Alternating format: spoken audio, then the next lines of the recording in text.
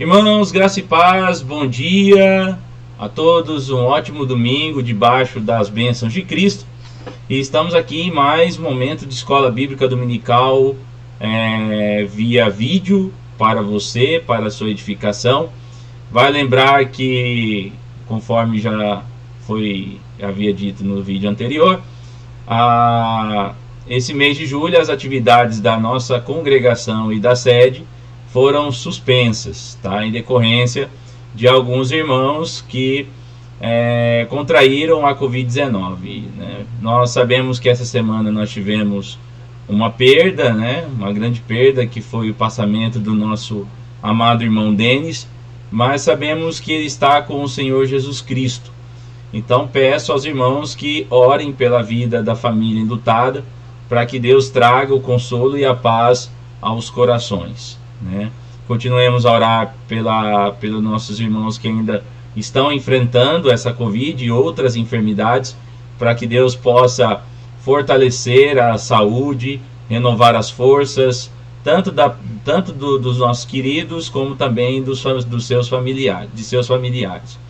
Vai lembrar aos irmãos que a suspensão das atividades da igreja não foi executando uma ordem do Estado, tá? Isso foi uma deliberação da própria igreja, porque vale lembrar que o Estado não tem, e isso biblicamente pode se comprovar, tá? Não tem nenhum direito de determinar como deve se estabelecer os cultos e os horários de culto e o procedimento de como a comunidade cristã ou qualquer outra comunidade religiosa deve proceder, tá?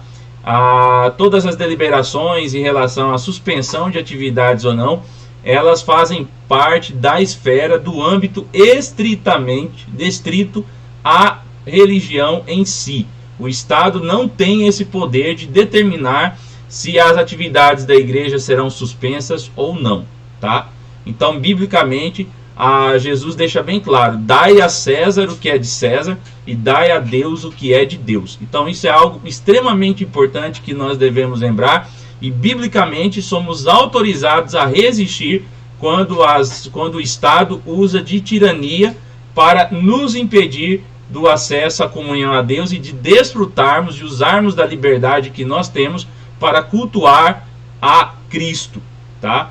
Então vale só lembrar isso. Essa deliberação de suspender as atividades não foi obediência à determinação do Estado. Foi uma resolução do Conselho, que é o correto, que é o adequado, que o Conselho se reuniu e a igreja propriamente, a liderança da igreja propriamente reuniu-se, não por causa de determinações de prefeitos, governadores ou juízes, mas ela própria, o Conselho próprio, deliberou que seria mais viável suspender por enquanto as atividades em julho, e no final do mês, então, haverá a reunião novamente do Conselho para deliberar se retomaremos as programações presenciais a partir do mês de agosto, tá? Então fica só esse esclarecimento. É importante que os irmãos tenham isso em mente, e mais uma vez eu repito, questões de âmbito estritamente religioso, o Estado, o poder público, o poder judiciário não tem o direito em interferir, tá? Porque isso é uma questão de foro eclesiástico, tá?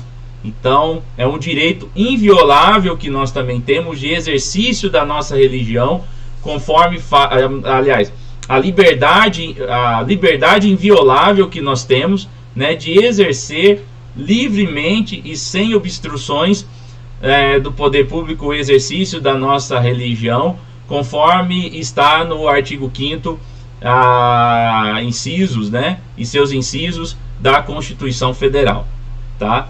Então vale lembrar isso é muito importante que nós tenhamos em mente, tá?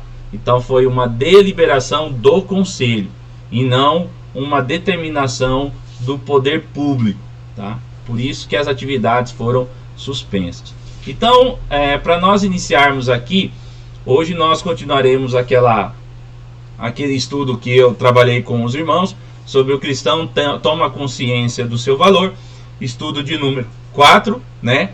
que é a vida com Cristo. Nós trabalharemos nele daqui a pouquinho, mas antes eu quero fazer uma abertura orando, né? E orando também pela família do nosso irmão Denis, que está com Cristo, ele partiu com Cristo, e para que Deus traga o consolo, e também para os demais irmãos que se encontram aí lutando contra enfermidades e que estejam também sofrendo emocionalmente em relação a toda essa situação que vivenciamos, tá?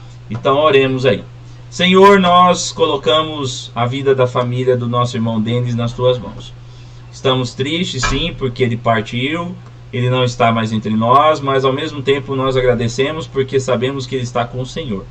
Ele está com o Senhor, que é incomparavelmente melhor, aguardando o momento da sua segunda gloriosa vinda, onde ele será ressuscitado no novo corpo, no novo céu e na nova terra. Nós também pedimos que o Senhor derrame o consolo nos corações da família enlutada, trazendo paz, consolo, em nome de Jesus.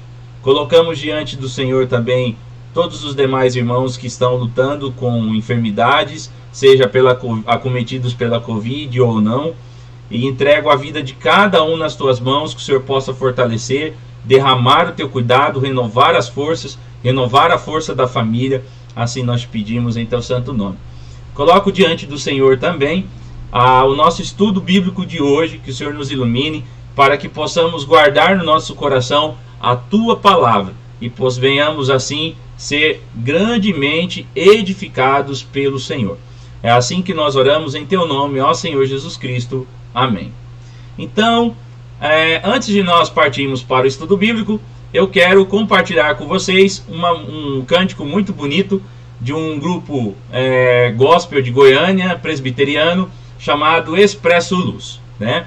E a música chama Trem da Esperança. Então, assista aí esse clipe maravilhoso, muito bem elaborado pelos irmãos das igrejas presbiterianas de Goiânia, que compõem então a banda Expresso Luz. Então vamos lá.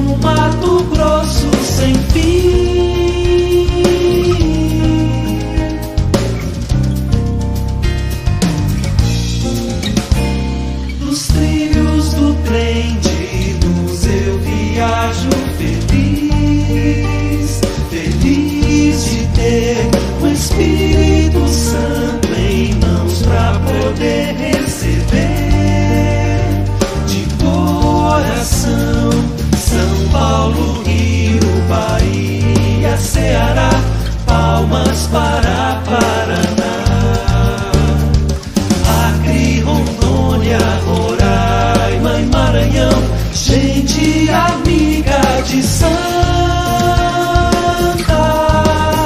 Paraíba.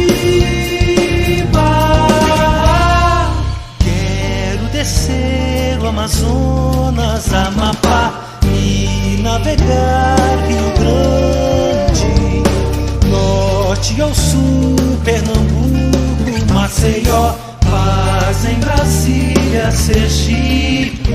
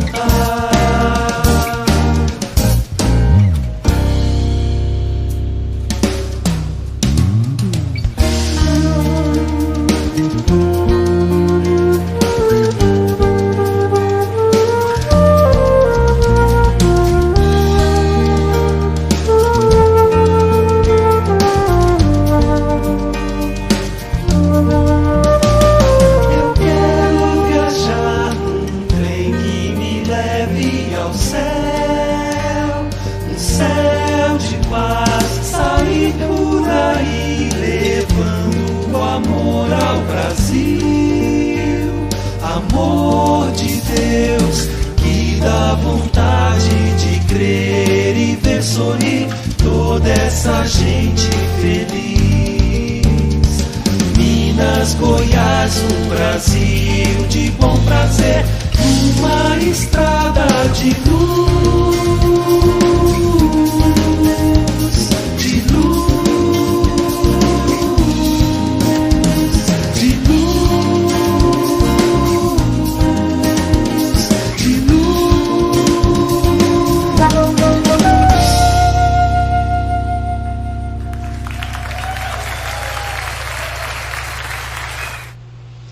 Então vocês puderam ser edificados aí com o clipe da banda Expresso Luz, né? Mais uma vez eu digo, eles são presbiterianos e ali da cidade de Goiânia, né? São de várias igrejas presbiterianas, inclusive um deles é pastor presbiteriano, que é o Índio Mesquita. Inclusive ele foi meu contemporâneo, né? Quando eu fiz o seminário. Então trouxe para a edificação de vocês. Então vamos lá para o nosso momento de estudo bíblico. Eu peço que vocês abram as Bíblias aí na Epístola de Paulo aos Gálatas, capítulo 5, versos 16 a 24, né? Se você quiser acompanhar, estará aqui no vídeo o texto bíblico, né? Então você poderá acompanhar por aqui também, se quiser. Então vamos lá. Digo, porém, andai pelo Espírito e não haveis de cumprir a cobiça da carne. Porque a carne luta contra o Espírito e o Espírito contra a carne, e estes se opõem um ao outro para que não façais o que quereis. Mas, se sois guiados pelo Espírito, não estão debaixo da lei. Ora, as obras da carne são manifestas, as quais são prostituição, a impureza, a lascívia, a idolatria, a feitiçaria, as inimizades, as contendas, os ciúmes, as iras, as facções, as dissensões, os partidos, as invejas, as bebedices, as orgias e coisas semelhantes a estas, contra as quais eu vos previno, como já vos preveni, que os que tais coisas praticam não herdarão o reino de Deus. Mas o fruto do Espírito é amor, gozo, paz, longanimidade, a benignidade, a bondade, a fidelidade, a mansidão, o domínio próprio. Contra essas coisas não há lei. E os que são de Jesus Cristo, ou de Cristo Jesus, crucificaram a carne com as suas paixões e concupiscências, né? Então, o texto que nós acabamos de ler aqui, referente ao estudo de hoje. Então vamos ao nosso estudo de hoje. A vida no Espírito. Na semana passada nós vimos sobre a questão do velho e do novo homem. Então nós vimos, com base nesse material do já falecido Anthony Huckman, o cristão toma consciência do seu valor, que nós cristãos nós temos uma nova natureza que é dada por Cristo. Entretanto, há alguns resquícios do velho homem em nós que insistem em permanecer e que são mortificados aos poucos através da obra do Espírito Santo em nossos corações e da nossa postura de obediência à palavra de Cristo. E nós podemos perceber que é pelo mérito de Cristo que nós fomos então, adquirimos ou recebemos da parte do Pai Celestial uma nova natureza, lembrando que o velho homem já está extinto, mas como o novo homem está em um processo de aperfeiçoamento, isso implica que ainda somos passíveis de sermos tentados e cairmos, né, em tentações. Então, por essa razão, é uma batalha que constantemente nós enfrentamos e enfrentaremos até o dia em que fomos chamados por Cristo através da morte, quando a última possibilidade do ente humano aqui nos chamar, encontrar conosco, que é a morte, né? Então, enquanto estivermos aqui, somos seres para a morte, e é pela morte que Cristo nos chama então, e utiliza a morte como a última possibilidade que nós temos para a compreensão da nossa finitude, da nossa finitude e da nossa temporalidade, né? Que enquanto ainda é tempo, nós precisamos escolher agir propriamente, que é obedecer a Cristo na perspectiva bíblica, né? E porque quando o nosso tempo acabar, significa que nós já estaremos mortos. Então vamos lá. Então, estudo a vida no Espírito, o versículo chave, né? Digo, porém, andai no Espírito e jamais satisfarei a concupiscência da carne, o desejo da carne, né? Andando no Espírito é o tema do nosso estudo. E aí nós vimos então anteriormente que a pessoa convertida em Cristo Jesus deve ter uma autoimagem positiva, uma autoimagem bíblica de si mesmo, já que alguém que nasceu de novo e foi liberto do cativeiro do pecado, né? E lutando para que não mais faça o que o velho homem extinto apreciava. Então, ou seja, a gente sofre tentações e luta contra comportamentos, contra pensamentos, palavras, né? E desejos que eram apreciados pela nossa velha natureza. Gálatas 5,16 diz que a carne milita contra o espírito e o espírito contra a carne, né? O que isso significa então? Vejamos lá. Elas são descritas como duas esferas de domínio, associadas a duas eras que foram separadas pela vinda de Cristo. Então nós podemos ver aí no diagrama, você pode ver a era da morte, que é a vida da carne. Lembrando que morte na Bíblia significa separação, tá? Então nós temos aí, só abrindo esse parênteses para vocês entenderem, nós temos 3 tipos de morte que a Bíblia então esclarece para nós. A primeira morte é a morte espiritual, que é a separação de Deus, né? A morte física, que é a separação do homem de si próprio. E por fim, a morte eterna, que é a separação definitiva da parte de Deus, né?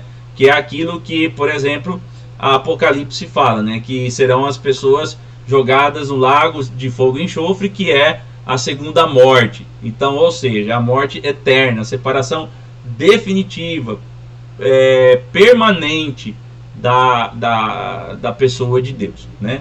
Por isso que quando Jesus fala para Marta assim, olha, aquele que crê em mim não morrerá eternamente, crês, né, nisto? Aí Marta diz, sim, eu creio, Senhor, que o Senhor é o Messias que há de vir ao mundo. Eu gosto muito dessa passagem de Marta, porque ela faz uma declaração extremamente notável, e o próprio Senhor Jesus deixa claro, ó, a morte eterna não é mais realidade para aquele que crê em mim, né? Aliás, não realidade, possibilidade, né? Então, a morte eterna não é mais possibilidade para aquele que crê em mim. Ou seja, isso não acontecerá, porque aquele que crê em mim recebe a vida eterna, como é o que aconteceu com o nosso irmão Denis, né?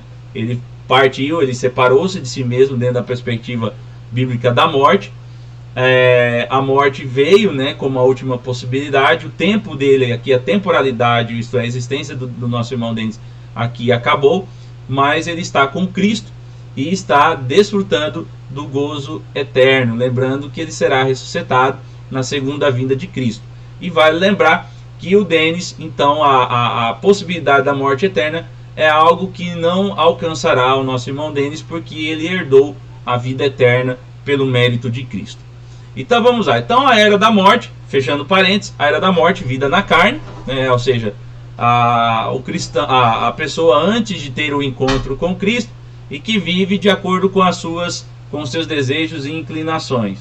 Então seria um modo de ser, um modo de comportamento impróprio, inautêntico, né? Que aí a pessoa então ela faz o que todo mundo faz, o que todo mundo pensa e o que todo mundo diz. Depois nós temos aí no meio Jesus Cristo, né? O Senhor Jesus Cristo e a era da vida, vida no Espírito. Então nós podemos entender que existe a vida antes e depois do Senhor Jesus, do encontro com Cristo. Então a vida que era uma era de morte, ou seja, separação, que eu ajo totalmente eu ajo de forma totalmente imprópria, e depois a vida no Espírito, que eu passo então a compreender da necessidade de agir propriamente depois de ter sido alcançado pelo Espírito, pela graça de Deus, no meu encontro com o Senhor Jesus, né? Então vamos adiante. Na carne o homem está sob o domínio do pecado, no caso dos cristãos, uma vida antes de conhecer o amor de Jesus. No Espírito significa estar sob o domínio da nova forma de viver apresentada por Jesus quando veio ao mundo, chamada vida no Espírito. Então seria o comportamento mais próprio, né? Podemos usar assim, se usarmos a contribuição da filosofia para entendermos a perspectiva bíblica. Então vamos lá. Isso implica que nós, que antes estávamos presos nas garras do pecado, que nos dominava, agora passamos a viver livres pelo poder de Jesus Cristo e sujeitos ao seu senhorio, conduzidos pelo Espírito Santo. Então, ora, o amor de Cristo nos leva à liberdade. Isso é algo importante. São dois elementos importantes que existem na vida cristã. Amor é um deles e liberdade. Tá? Então, o amor de Cristo nos garante a liberdade. E essa liberdade é justamente a abertura para escolhermos propriamente amarmos a Cristo. Então, veja que interessante. Você tem o amor de Cristo que nos alcança, né? Esse amor nos liberta, nos dá a abertura para compreendermos as nossas escolhas e escolhermos, que é o que Cristo requer, a agirmos propriamente em obediência à palavra dele, tá? Então, sujeitos ao seu senhorio e conduzidos pelo Espírito Santo. Então, lembre-se que na caminhada cristã há duas coisas importantes: a ação de Deus na nossa vida e a nossa responsabilidade humana, tá? Que nós devemos ter em mente, beleza? Então vamos adiante. O segundo ponto sobre o texto que nós acabamos de ler, fala acerca do andar no Espírito, ou viver segundo o Espírito Santo. O resumo de toda a mensagem dos Gálatas é: o poder salvífico de Jesus Cristo é maior do que qualquer ritual litúrgico, tá? Por quê? Porque Paulo estava também combatendo aquela turminha chamada judaizantes, né? Que era aquela turma que dizia o seguinte: olha, somente Jesus não salva não, tá? Vocês precisam ainda seguir as leis cerimoniais, as leis rituais do Antigo Testamento, para que vocês possam então alcançar a vida eterna. Mas Paulo vai falar: olha, se eu tenho que fazer isso de novo, então Cristo não é suficiente. Porque Cristo, quando veio, cumpriu esses rituais. Então, se eu ainda preciso, além da fé no Senhor Jesus Cristo, cumprir esses ritos judaicos, então o sacrifício de Cristo não valeu nada. E aí há uma briga, né, ferrenha que Paulo trava com esses indivíduos, né, chamados judaizantes. Então, em Gálatas 5:16 a 22, Paulo nos mostra algumas coisas importantes sobre andar no Espírito. Então vejamos lá. Os crentes, já que os crentes estão sob o domínio do Espírito, eles podem triunfar sobre os desejos da carne, não sendo mais contaminados por ela, pois o velho homem está extinto, tá? Lembre-se, aqui não é a ideia de perfeccionismo, tá? Pelo amor de Deus, não vai entender isso, tá?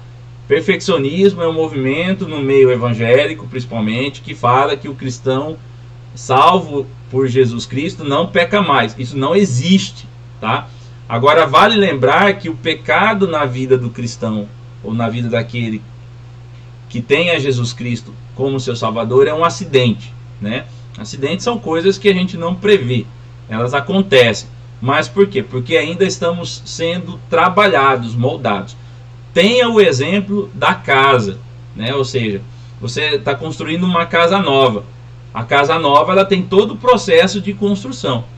Então você não vai morar dentro de uma casa que ainda não está pronta, né? Então você vai construir tudo até que ela fique perfeita, plenamente pronta, aí sim você mora nela. Então nós estamos passando por esse processo.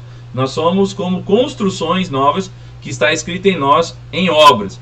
E aí nós temos o arquiteto, o engenheiro e o mestre de obras, que é o Senhor Jesus Cristo, que trabalha na nossa vida, e nós respondemos positivamente, né, a essas ações do poder de Cristo, através da nossa obediência, né? Então nós respondemos a isso. Então vamos lá. Aqueles que andam no Espírito não devem permanecer nas coisas erradas, que antes eram inclinados a praticar, pois a ideia é de vitória sobre a carne e não condenados pela lei. Isso é importante, tá? Versos 17 e 18. Paulo também diz que são várias as obras da carne, e aquele que as pratica implica que está sob o juízo de Deus, condenados pela lei, o que não é o caso dos salvos em Jesus. E o versos 22 e 23 fala que é apenas um fruto do Espírito, o que implica que quem cresce em um dos aspectos do fruto do Espírito estará crescendo nos outros aspectos. Isso aqui é interessante nós termos em conta. Eu quero acrescentar algumas questões sobre isso. A primeira delas é que eu particularmente tenho procurado, como eu estudo filosofia, eu tenho procurado entender a influência do pensamento filosófico sobre o desenvolvimento bíblico-teológico de Paulo, né? E uma das coisas interessantes que eu posso perceber é que Paulo ele faz a mesma coisa que Aristóteles. Ele pega vícios e virtudes e forma uma lista. Então, aqui em Gálatas 5, 19 a 23, você vê exatamente Paulo fazendo isso.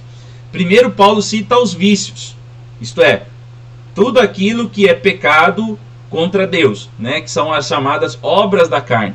Aí, claro que Paulo converte essa lista, esse formato usado por Aristóteles de vícios, de lista de vícios e virtudes, para uma perspectiva cristã, obviamente, né? E aí então Paulo usa essa lista falando, olha, os vícios ou as obras da carne são isto, né? E aí eu posso praticar cada uma delas. Agora o fruto do Espírito é o único que tem esses constitutivos. E aí o que tem quais são os constitutivos do fruto do Espírito? Amor, paz, bondade, longanimidade, benignidade, mansidão e domínio próprio, tá? E contra essas coisas não há lei. E eu entendo, e é possível, né, eu entendo, que Paulo leu Aristóteles. Paulo conhecia Aristóteles, né? Pois se ele cita um poeta epicureu, né? Aliás, um poeta epicureu, os epicureus eles vieram depois de Aristóteles. Então, certamente, Paulo tinha uma compreensão incrível sobre Aristóteles, né?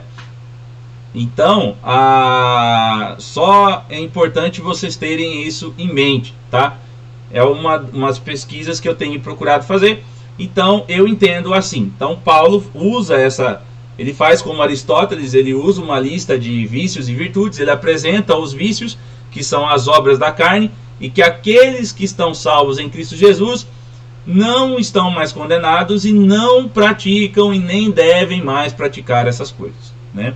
Ou seja, que são comportamentos totalmente impróprios, que todo mundo faz, pensa e age, e que desagradam a Deus. Mas qual é o comportamento do cristão? Desenvolver o fruto do Espírito, que tem os seus 9 constitutivos, conforme nós vemos nos versículos 22 e 23. Prossigamos.